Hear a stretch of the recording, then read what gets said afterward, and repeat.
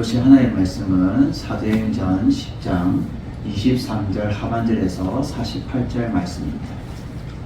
시아성경 사도행전 10장 23절 하반절에서 48절까지 말씀 다같이 합독합니다. 이튿날 일어나 그들과 함께 갈새 요바에서 온 어떤 형제들도 함께 가니라.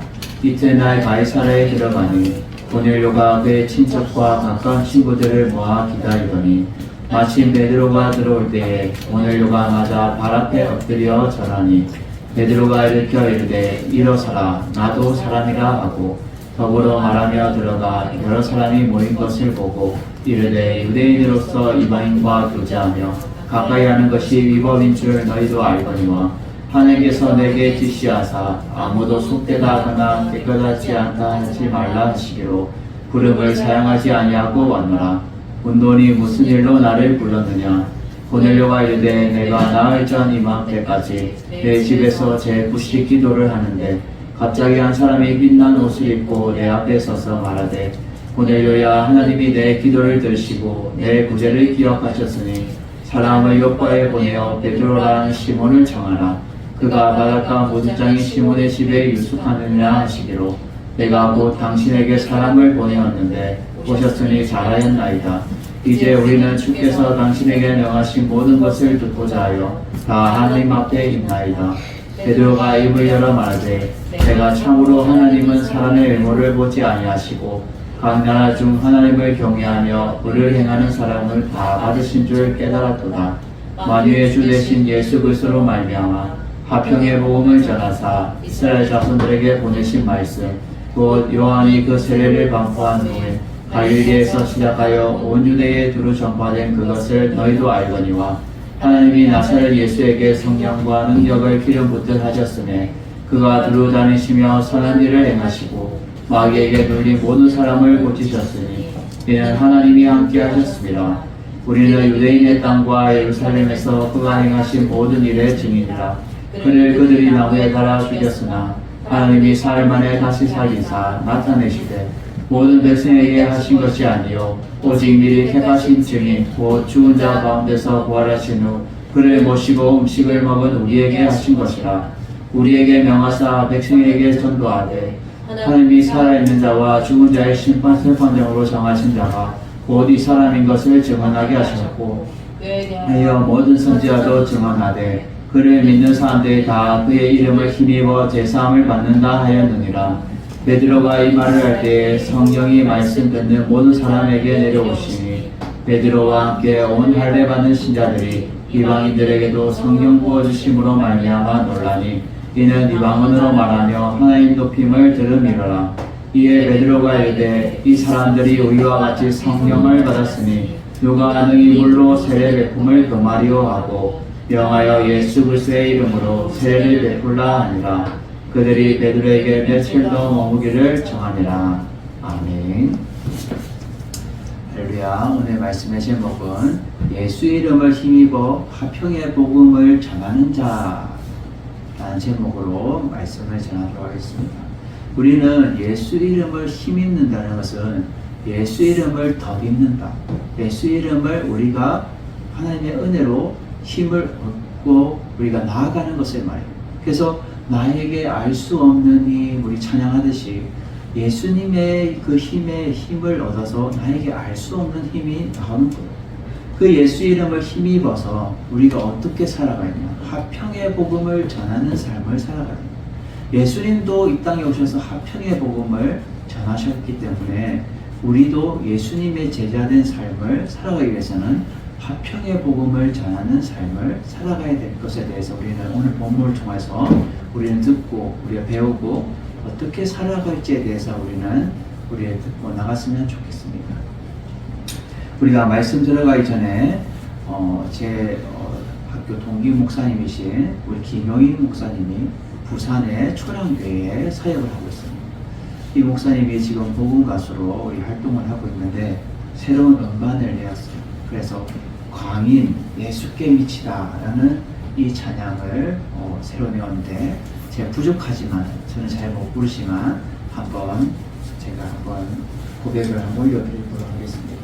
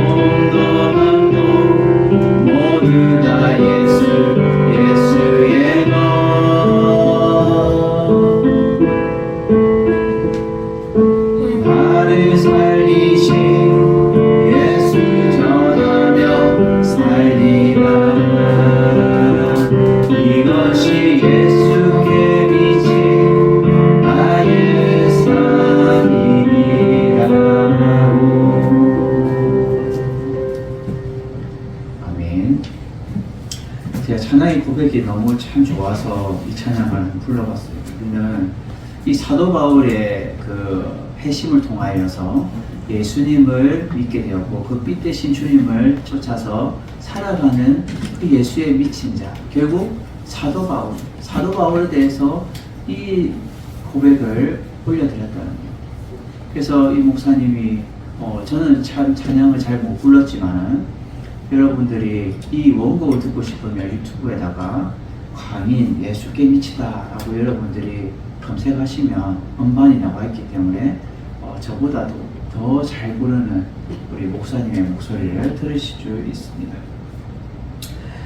우리는 예수 이름을 힘입어서 화평의 복음을 전하는 자의 삶을 살아가야 된다는 거예요. 우리는 저번 시간에 이어져서 우리가 오늘 본문을 이어지는 내용입니다. 그래서 베드로에게 이제 고넬료의 하인들이 찾아왔어요. 그래서 이처저처 이렇게 해서 우리는 그 주인의 명을 받고 이렇게 전하러 왔습니다. 우리와 함께 가시죠 라고 온 거예요. 그래서 그들이 먼 길을 달려왔기 때문에 그들을 받아들여서 하루 이렇게 묵게 합니다. 그래서 이튿날 그들이 이틀을 머무르고 나서 일어나 그들과 함께 이제 욥바에서 온 다른 형제들과 함께 이 베드로가 그 고넬료가 있는 가이사랴 땅으로 가게 됩니다. 이 욥바에서 온 형제들은 오늘 본문에서도 45절에 보면 나오듯이 베드로와 함께 온 할례받은 신자들이라고 해요. 이 할례받은 신자들은 결국은 베드로와 함께 동행을 하게 되죠. 그래서 나중에 베드로가 세례를 베풀으라 할 때에 이 할례받은 사람들이 먼저 세례를 베풀게 됩니다. 우리가 사도행전에 보면 빌립 지사님이 세례를 베풀 때도 빌립 집사님이 세례를 베푼 것이 아니라 할례 받은 사람들을 통하여서 하나님이 그들을 통하여서 세례를 베푼 것을 볼 수가 있다는 거예요. 그래서 그들이 이튿날 가이사랴에 이제 들어가게 됩니다.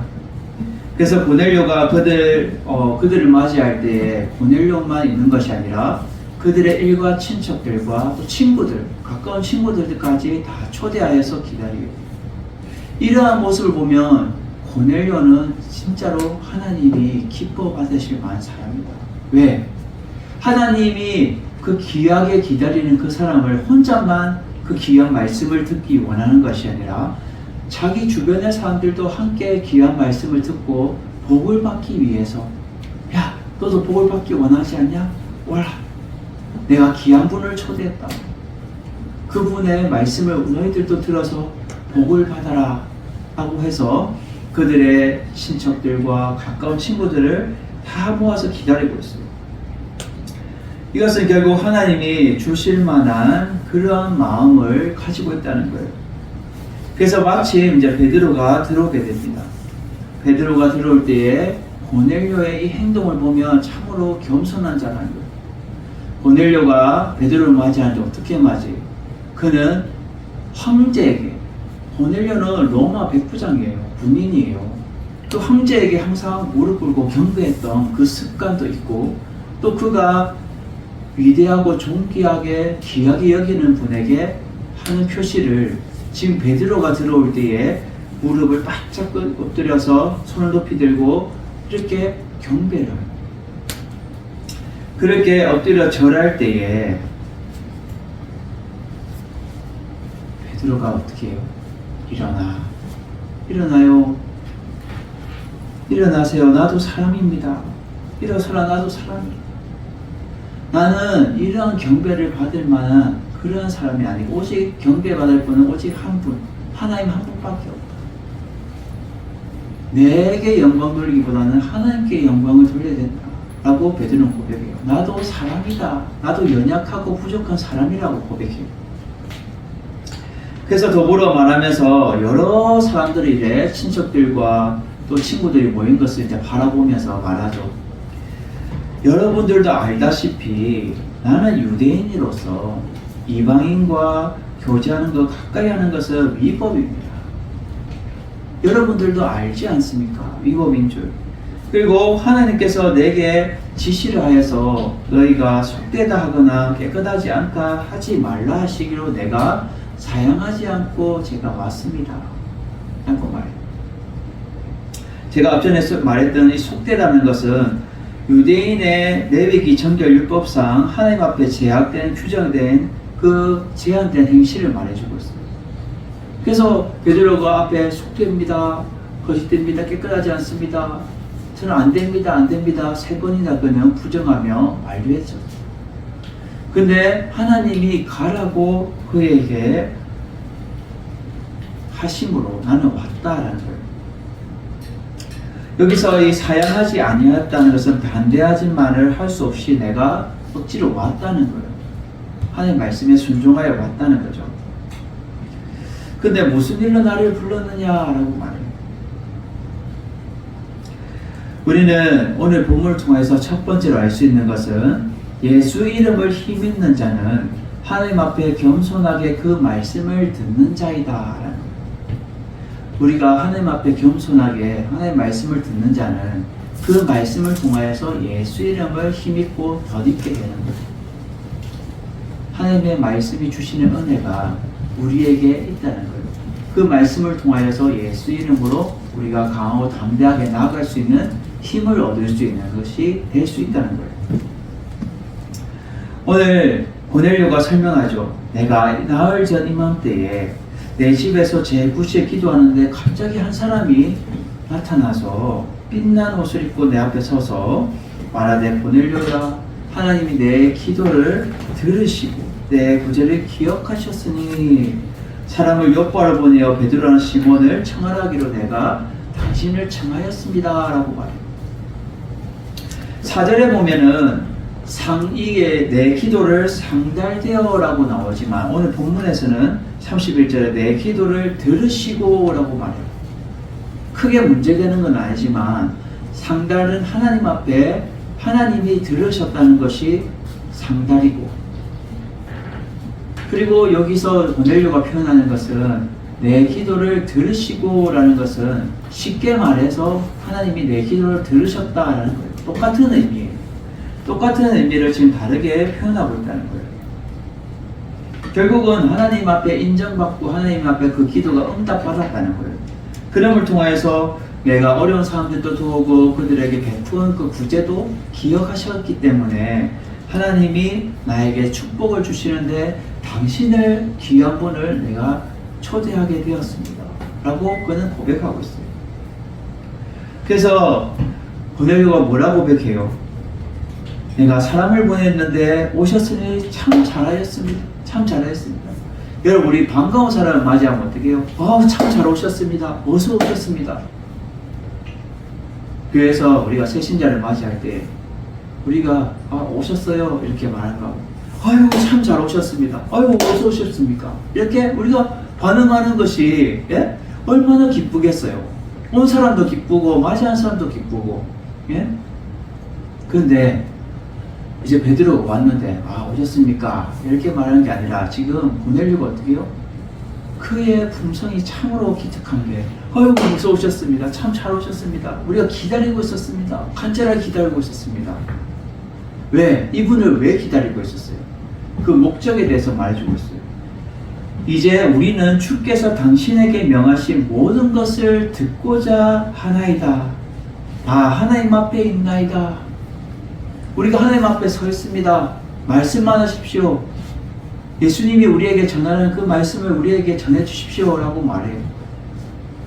고넬료는 하나님을 경외할 뿐만 아니라 하나님의 말씀에 목말라서 그 말씀을 듣는 자의 입장에 순수하게 겸손하게 나아갔다는 거예요. 이러한 자가 예수 이름을 힘을 덧입는 사람이 되는 거예요. 하나님 앞에 겸손하게 그 말씀을 듣는 자, 이러한 자가 예수 이름을 힘을 덧입어 알 수 없는 힘으로 하나님의 일들을 감당할 수 있다는 거예요. 오늘 본문에 보면 베드로가 이렇게 표현한 것은 내가 이방인과 내가 교제하는 것은 금지되었다. 이렇게 합법적으로 말하는 것은 신명기 7장 3절에서 4절에 나와요. 신명기 7장 3절에 4절 어떻게 말하냐면 제가 읽어드립니다. 신명기 7장 3절 4절. 또 그들과 혼인도 하지 말지니 내 딸을 그들의 아들에게 주지 말 것이요 그들의 딸도 내면으로 삼지 말 것은 그가 내 아들을 유혹하여 그가 여호와를 떠나고 다른 신들을 섬기게 하므로 여호와께서 너희에게 진노하사 갑자기 너희를 멸하실 것임이니라. 아멘. 이방인과 너희들은 결혼하게 되면 어떻게 된다고요? 하나님을 떠나게 된다는 거예요. 하나님을 떠나게 되니까 너희들은 이방인과 결혼하지 마라. 그리고 다른 신들을 또 섬기게 될 것이니까 이방인들을 너희들은 받아들이지 말고 그들을 교제도 하지 말고 결혼도 하지 마라. 며느리도 되지 마라. 라고 말하는 거예요. 그렇기 때문에 우리는 하나님만 경외하는 거룩한 유대인이기 때문에 우리는 이방인은 상종하지 않는다라고 위법이 된다. 법적으로 위반이 된다라고 합법적으로 말해주는 거예요. 근데 베드로가 이러한 것을 하나님이 위법이라는 것을 지금 넘어서서 하나님이 가라 하시기로 나는 왔다. 나에게 무슨 볼 일이 있냐라고 말한 거예요. 근데 고넬료는 당신의 입에서 나오는 그 말씀을 듣기 위해서 당신을 초대했습니다. 우리는 그 말씀을 듣기를 원합니다. 라고 말해주고 있어요. 그럴 때 베드로가 입을 열어서 말해요. 이 베드로가 입을 열었다는 것은 구원의 이 선언을 말해주고 있어요. 내가 참으로 하나님은 사람의 외모를 보지 아니하시고 각 나라 중에 하나님을 경외하며 의를 행하는 사람을 다 받으신 줄을 이제 내가 깨달았다. 나는 참 무지했다. 나는 참 어리석었다. 하나님이 모든 영혼들을 다 하나님의 그 의를 행하는 사람을 받으신 줄 나는 이제 깨달았다라고 그는 고백해요.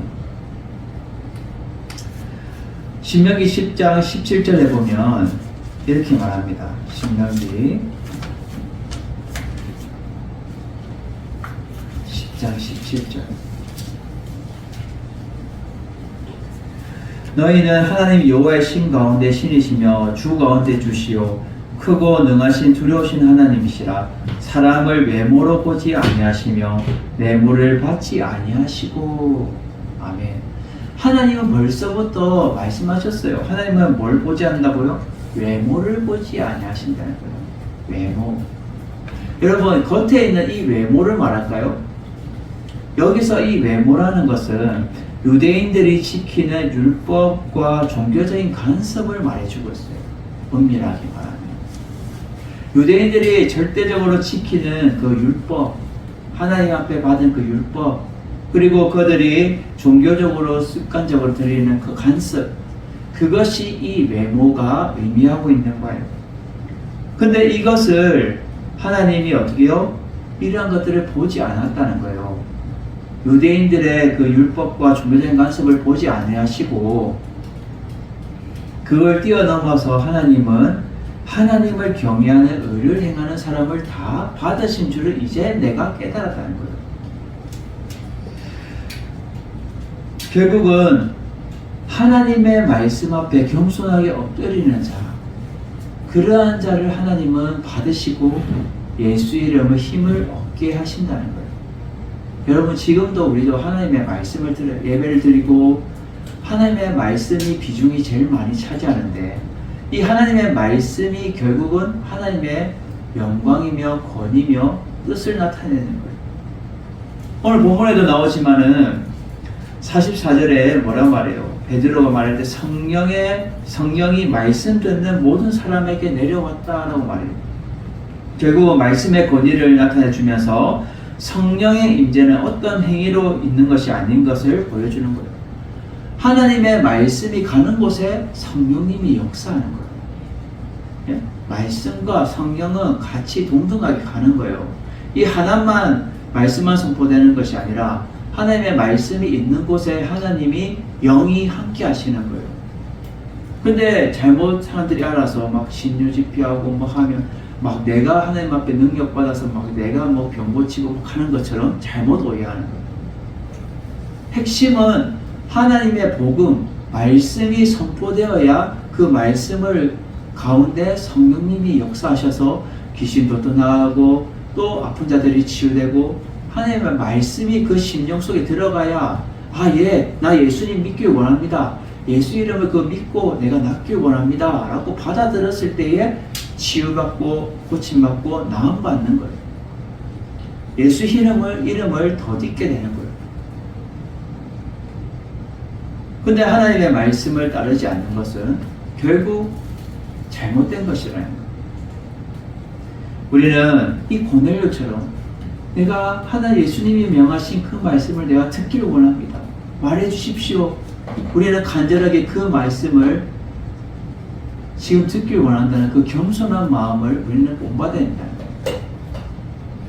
우리는 하나님 앞에서 겸손하게 하나님의 말씀을 듣는 자가 되어서 예수 이름의 힘을 덧입어서 나에게 알 수 없는 힘, 뭐예요? 강하고 당대하게 주의 복음을 전하는 삶을 살아가는 것이 예수 이름을 힘을 덧입는 거예요. 그리고 이 세상을 넉넉히 이길 수 있는 것도 예수 이름의 힘을 덧입어서 우리는 살아갈 때에 넉넉히 이기고 승리할 줄 믿습니다. 여러분들이 이렇게 예수 이름의 힘을 덧입기 위해서는 하나님의 말씀을 늘 가까이 하고 하나님을 경외하는 여러분 되기를 주님의 이름으로 축원드립니다. 우리가 시편 저자의 다윗이 고백하되 어떻게 해요? 시편 1편 1절에 보면 뭐라고 고백해요? 복 있는 사람은, 이 복 있는 사람은 결국 하나님이 주신 은혜를 받는 사람은 이라고 말해요. 하나님의 은총을 말해주고 있죠. 하나님의 은혜를 받는 사람은 어떤 사람이냐? 악인들의 깨도 따르지 않고 죄인들에게 서지도 않고 오만한 자들의 자리도 앉지 않고 오직 뭐하는 사람? 하나님의 말씀을 즐거워하여 오직 여호와의 율법을 즐거워하여 그 율법을 주야로 묵상하는도다. 하나님의 말씀을 가까이 하는 것이 결국 복이라는 거예요. 하나님의 말씀을 통하여서 우리가 예수의 힘을 덧입어서 우리가 강하고 담대하게 복 있는 삶을 살아갈 수 있다는 거예요. 우리는 날마다 예수의 이름을 힘입어 하나님 앞에 겸손하게 그 말씀을 듣는 그러한 자들이 여러분 되시기를 주님의 이름으로 축원드립니다. 두 번째로 오늘 본문에서 우리가 어떻게 하면 예수의 이름을 힘입는 자, 이 화평의 복음을 전할 수 있을까? 두 번째는 예수 이름을 힘입는 자는 화평의 복음을 전하는 삶을 산다라는 거예요. 화평의 복음. 그러면 이 화평의 복음은 뭘까요? 예수님은 이 땅에 오셔서 이 화평의 복음을 전하셨어요. 이 화평의 복음은 뭘까요? 36절에 말하죠. 만유의 주 되신 예수 그리스도로 말미암아 화평의 복음을 전하사 이스라엘 자손들에게 보내신 말씀. 결국 이스라엘 자손에게 보낸 그 말씀이 결국 우리에게도 동일한 그 말씀이라는 거예요. 그 말씀은 뭐예요? 화평의 복음은 하나님의 말씀을 말해주고 있어요. 하나님의 말씀. 이 화평의 복음은 결국 하나님과 우리 인간 사이에 막혔던 담을 허무는 것이 이 화평의 복음이에요. 결국 평화의 복음이라고도 말하죠.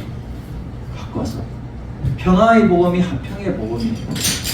그래서 이 평화의 복음을 전하기 위해서 예수님이 이 땅에 오셨는데 아담이 죄로 인하여서 하나님과 우리와의 단절됐던 그 모든 관계를 제2의 아담 되시는 예수 그리스도께서 이 땅에 오셔서 화평의 복음을 통하여 우리와 단절됐던 그 모든 관계가 회복되었다는 거예요.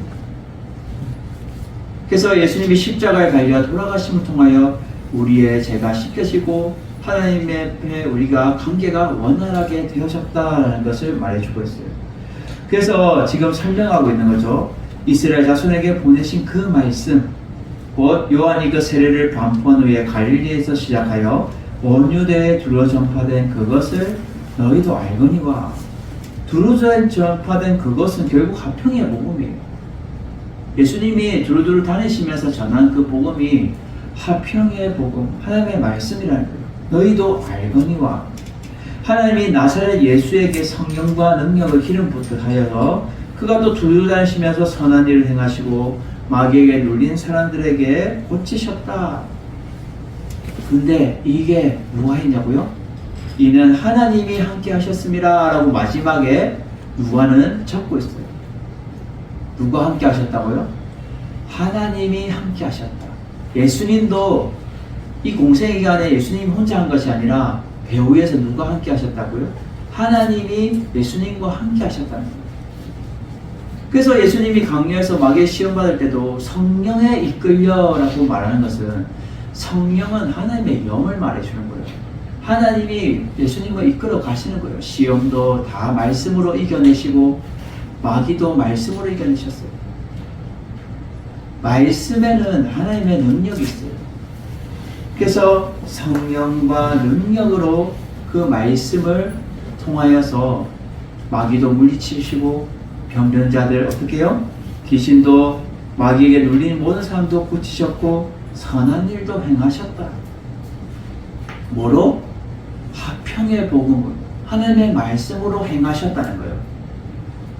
결국은 하나님의 말씀이 결국 모든 영혼들을 죄에서 자유하게 했다는 거예요. 이 모든 것이 하나님이 함께 하셨다는 거예요. 하나님이 함께 하셨다는 것은 하나님의 뜻과 계획 가운데 모든 것이 진행되었다는 거예요. 예수님이 십자가에 달려 돌아가시는 것 또한 누구의 뜻이? 하나님의 뜻이 이루어지고 하나님의 뜻 가운데 모든 것이 진행되는 거예요. 그래서 예수님이 뭐란 말이에요? 십자가에 달려 돌아가셨을 때 다 이루었다. 하나님의 뜻을 다 이루었습니다. 아버지. 그래서 예수님이 또 십자가 달려 기도하는 그 가운데 첫 번째가 하나님과 우리와의 관계를 하나님 저들의 죄를 사하여 주십시오. 이렇게 고백하는 뭐예요? 하나님과 우리와의 죄를 먼저 화해시키고 화평의 복음으로 우리의 죄를 먼저 용서하시는 거예요. 그런 삶을 사셨다는 거예요. 우리는 예수의 이름을 힘있는 자는 화평의 복음을 전하는 삶을 살아가야 해요. 예수님도 이 공생 기간에 화평의 복음을 전하면서 하나님의 말씀을 전하면서 그들의 눌렸던 모든 마귀에 눌렸던 그들을 고치시고 또 선한 일들을 감당하시고 주의 복음을 통하여 그들의 묶였던 모든 것을 하나님의 말씀으로 풀어주셨다는 거예요. 우리는 이 화평의 복음, 복음의 증인의 삶을 살기 위해서는 예수의 이름을 힘입어서 화평의 복음을 전하는 삶을 살아가야 된다는 거예요. 누가복음 4장 18절을 보면 이렇게 말합니다. 누가복음 4장 18절.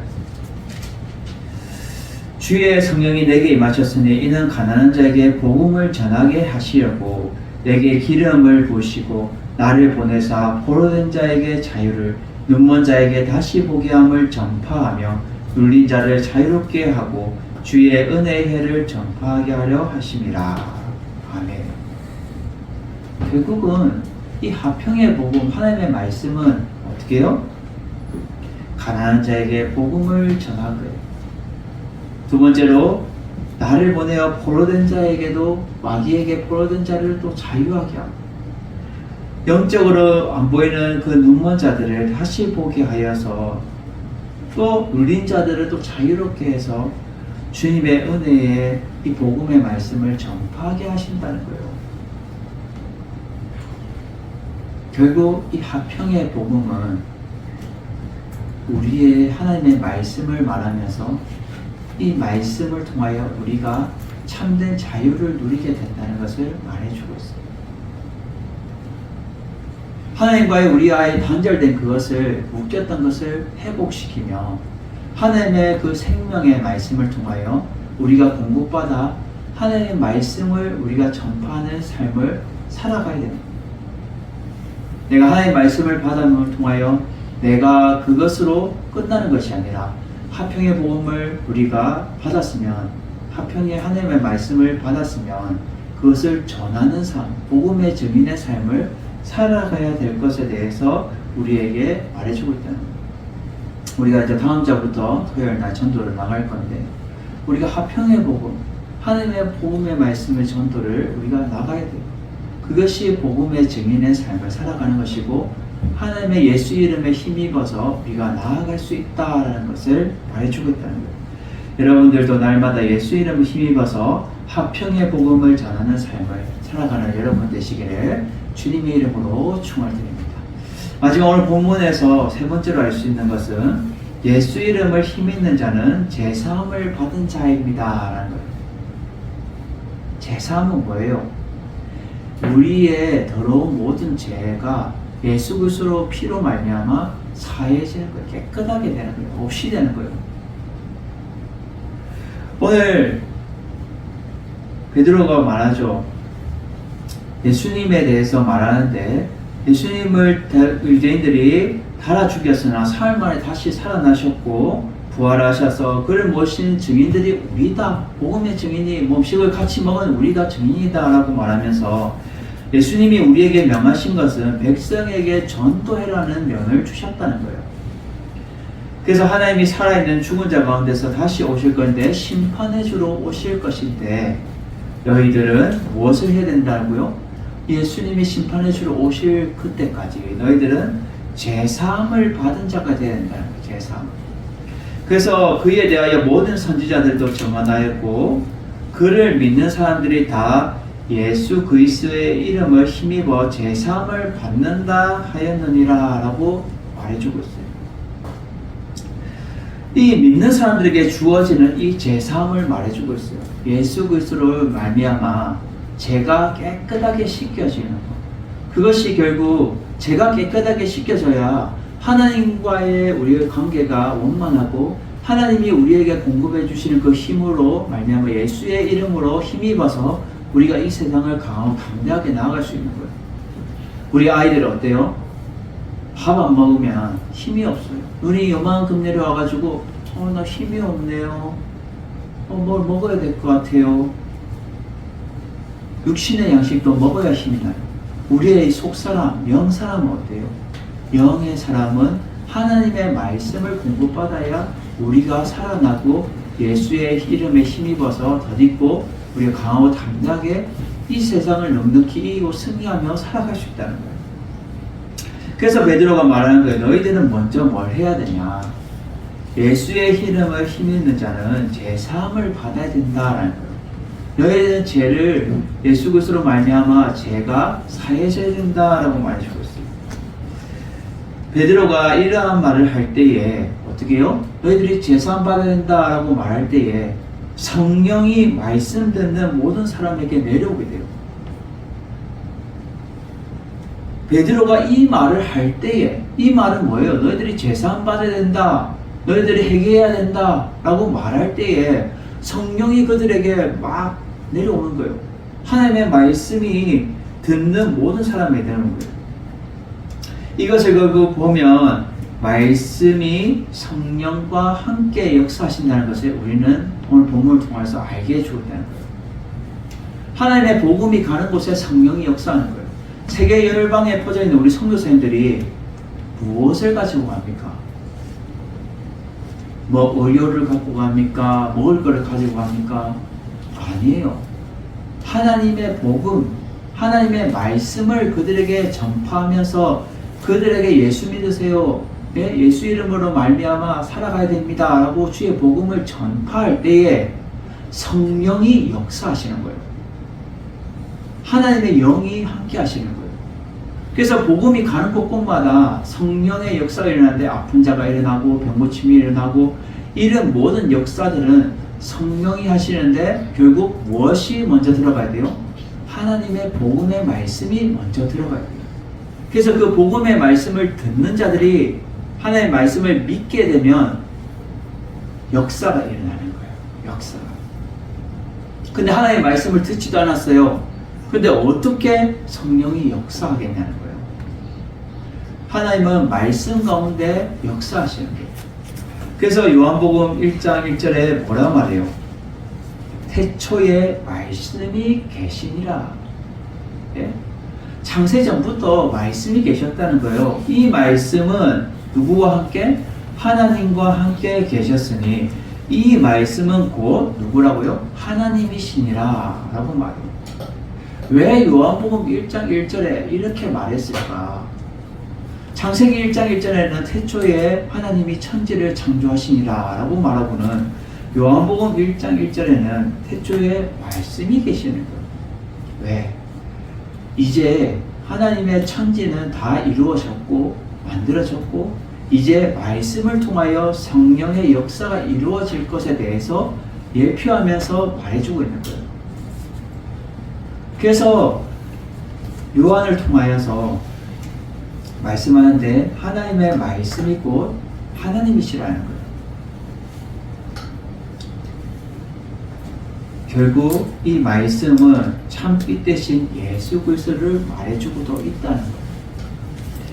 그래서 예수 이름의 힘을 더 믿는 자는 하나님의 말씀을 듣는 자가 되어야 되고 그 말씀을 들음과 동시에 제사함이 일어나야 돼요. 죄가 회개. 우리가 교회 오면 제일 먼저 하는 게 회개 기도를 하는 거예요. 그래서 회개 기도를 하는 거예요. 하나님, 내가 한 주간의 모든 삶을 다 사해 주십시오. 알고 지은 죄, 모르고 지은 죄 모두 다 사해 주십시오. 내 죄의 고백이 있고 그 죄를 예수 보혈의 피로 씻을 때에 결국 우리가 씻고 나아갈 때 하나님의 말씀을 들을 수 있고 그 말씀을 들음과 동시에 성령이 역사하는 거예요. 그래서 듣는 모든 사람들이 하나님의 복음을 들을 때에 성령님이 역사하신다는 거예요. 함께 역사하신다는 거예요. 그래서 이 모든 사람 머리 위에 지금 모든 사람에게 내려오시니 성령이 지금 임하는 거예요. 임재하시는 거예요. 베드로와 함께 온 할례받은 신자들이 놀라게 되는 거예요. 아니, 이 이방인들에게 성령 부어주심을 임하여 그들은 놀라게 되니라 라고 나와요. 아니, 우리 유대인들이 마가다락방에 성령이 임하여서 성령의 역사가 지금 예루살렘에 이루어지고 있는데 아니 그 똑같은 동일한 성령이 지금 이방인의 땅에 이 고넬료의 가정에 임재하고 있는 거예요. 얼마나 놀라운 일이에요. 하나님은 이름을 통하여서 이방 선교의 지금 확장이 이루어지고 있는 거예요. 예루살렘으로 시작하여 온 유대와 사마리아와 땅끝까지를 내 증인이 되리라는 그 말씀이 이루어지고 있다는 거예요. 지금도 내 교회 이런 교회들은 하나님의 역사를 바라볼 수 없습니다. 제 아버지가 김해에서 목회할 때에 김해시 기독교연합회를 위해서 열심히 선교했는데 다 교회들마다 뭐예요? 내 교회 중심이 너무 강한 거예요. 그게 너무 안타까워하셨어요. 하나님의 복음이 있는 곳에는 내 교회가 아니라 우리가 연합하여서 주의 복음을 전하고 이 세상을 변화시키고 그런데 앞장서야 되는 큰 그림을 그릴 줄 모르고 다 속 좁은 대로 내 교회만 움직이면 안 된다는 거예요. 우리 한국교회는 연합하여서 주님의 복음을 전파하며 말씀으로 통하여서 모든 심령을 깨우치고 말씀 가운데 성령님이 역사하는 거예요. 그림을 통하여서 제3이 이루어지고 우리가 변화받고 주님 앞에 거듭날 수 있다는 거예요. 그들이 어떻게 해요? 방언을 말하며 하나님의 높임을 말해줘요. 그들이 알아들을 수 있는 찬양의 고백을 올려드리고 있습니다. 이에 베드로가 이 사람들이 우리와 같이 성령을 받았으니 내가 물로 세례 베푸는 것을 어떻게 금하겠냐 하고 물로 세례를 베푸요. 여러분, 물로 세례를 베푸는 것은 결국 예수님도 세례요한에 가서 물로 세례를 받으셨어요. 예수님이 하나님이신데도 세례요한에게 가서 물세례를 받으셨다는 거예요. 이 물세례의 의미는 결국 내가 그리스도인이 되길 원합니다. 내가 참된 그리스도인이 되길 원합니다. 라는 고백이 담겨져 있는 거예요. 그래서 성령이 임함을 통해 그들에게 이방인들에도 불구하고 그들에게 차별 없이 물세례를 베풀었다는 거예요. 그럼을 통하여 그들이 참된 그리스도인이 되었다는 거예요. 그리고 예수 그리스도의 이름으로 세례를 베풀고 베드로가 며칠 더 머물게 되죠. 우리는 예수의 이름을 힘입는 자는 제사함을 먼저 받는 자가 되어야 된다. 그럴 때에 성령이 우리에게 말씀해 주시고 성령의 역사를 우리는 경험하면서 강호 담대하게 살아갈 수 있다는 거예요. 우리는 예수 이름을 힘있는 화평의 복음을 전하는 자의 삶은 첫 번째로 예수 이름을 힘있는 자는 하나님 앞에 겸손하게 그 말씀을 듣는 자이라는 거예요. 두 번째는 예수 이름을 힘있는 자는 화평의 복음을 전하는 삶을 살아간다는 거예요. 마지막 세 번째로 예수 이름을 힘있는 자는 제사함을 받은 자다라는 거예요. 여러분 이것을 기억하셔서 날마다 우리가 주의 복음을 전할 때 예수 이름을 힘을 덧입어서 강하고 담대하게 주님의 화평의 복음을 전하는 삶을 살아가는 여러분 되셔서 날마다 주님이 기뻐하시는 여러분 되시기를 주님의 이름으로 축원드립니다.